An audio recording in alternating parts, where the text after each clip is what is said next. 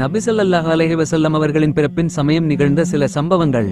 அண்ணல் நபி ஸல்லல்லாஹு அலைஹி வஸல்லம் அவர்களின் பிறப்புக்கு 50 நாட்களுக்கு முன்னர் யானை படையின் நிகழ்ச்சி நடந்தது.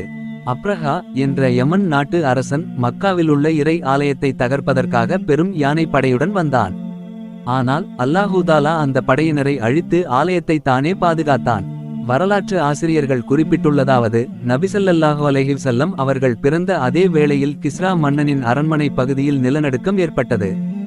அரண்மனையின் 14 தூண்கள் இடிந்து விழுந்தன. இதே போன்று பாரசீகத்தில் 1000 ஆண்டுகளாக இடைவிடாது எரிந்து கொண்டிருந்த அக்னிகுண்டமும் முற்றாக அணைந்தது. இவையெல்லாம் அல்லாஹ்விடமிருந்து விடுக்கப்பட்ட எச்சரிக்கை என்பதை நினைவில் கொள்ள வேண்டும். அதாவது இனி உலகில் நபி ஸல்லல்லாஹு அலைஹி வஸல்லம் அவர்களின் மாண்பும் உயர்வும் வியந்து பேசப்படும்.